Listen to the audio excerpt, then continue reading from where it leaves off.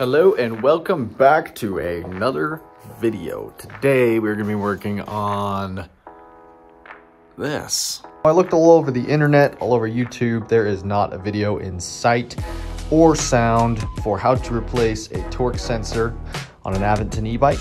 And I just happen to have a torque sensor that went bad, so I'm going to show you how to do it. All right, first things first, make sure you don't make the same mistake I did.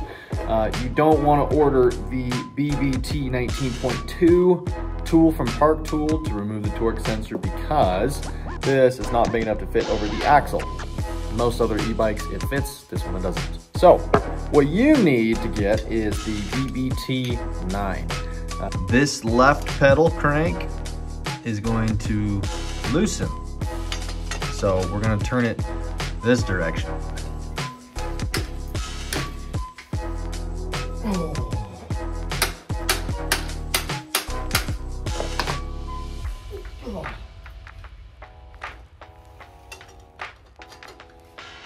Okay, so after unthreading it lefty-loosey, we can pull this side out. I'm probably just gonna keep it on there for the time being, but it is loose, so keep it out like that. We're gonna go to the other side and do the same thing.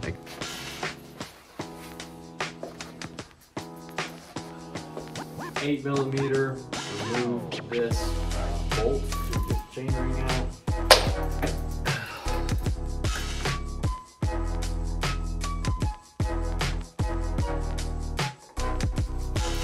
Crank puller or crank arm removal tool. On these e-bikes, Aventon anyway, the crank pullers I use, sometimes this part is a little too thin.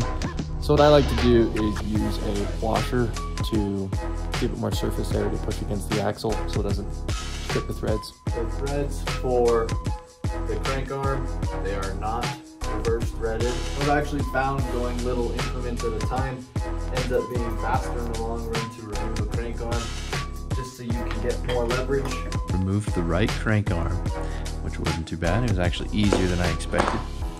Now we're going to need to remove this spacer here, which holds on the chainring, to get access to remove the bottom bracket. So this is the same dimensions as a normal bottom bracket, so you can use just a bottom bracket tool. This is going to fit on there, and some genius made a 1/2 inch attachment on there. So we're going to put a 1/2 inch on there and get it off. Because I removed the left crank arm first, and now I want to remove this. I have no way to stop that. So what I'm going to do is put my adjustable end wrench down here to act as a leverage arm, and I'm going to go for an impact on this one.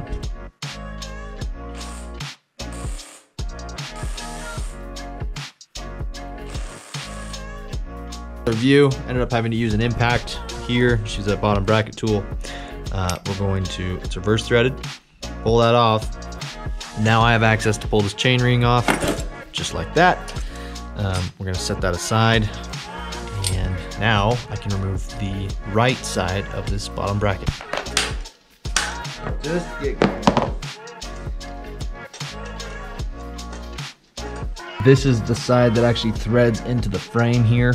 So as I am loosening this torque sensor, which is the axle, it is actually just coming out of the frame. So that's what I'm gonna do.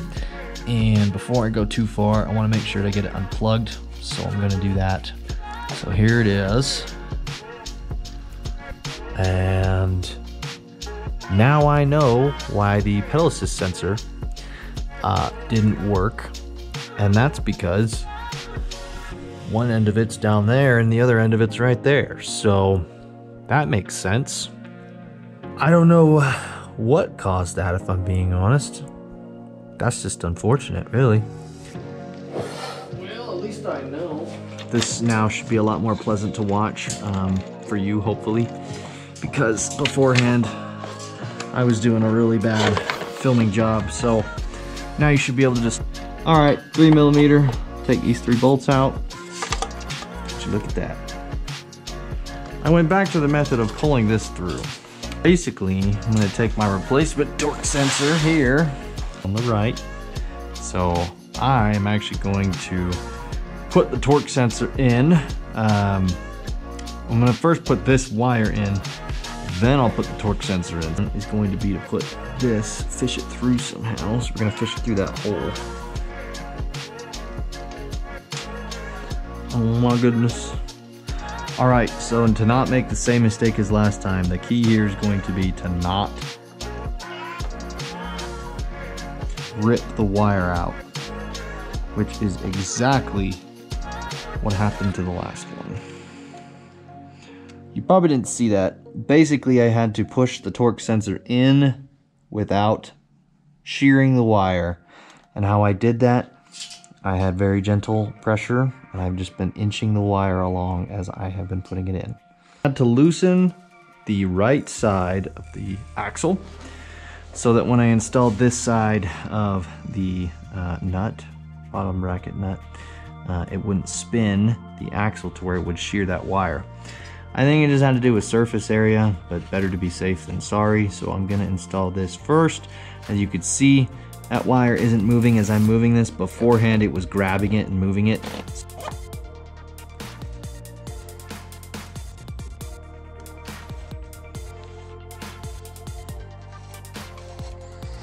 So now I'm tightening the right side. This is where the wire comes out. I made sure to keep it down as I installed it.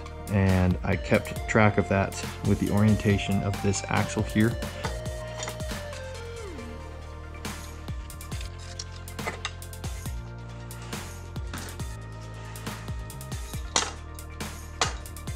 That's pretty tight. I've tightened the right and left axle nuts.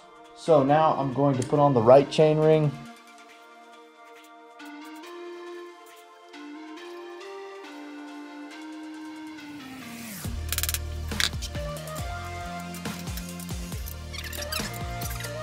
Okay, so I pretty much just plugged in the pedal assist sensor here. I'm sorry I didn't show you that, but I think I documented pulling it apart.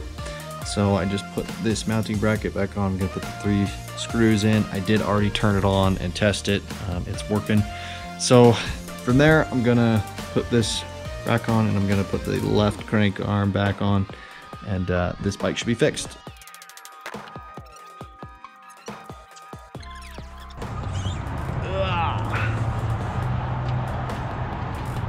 Nice fall day here.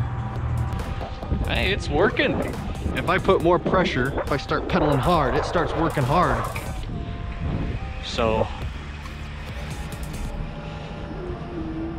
if I'm pedaling, it's just kind of working, but then if I pedal hard, it'll take off.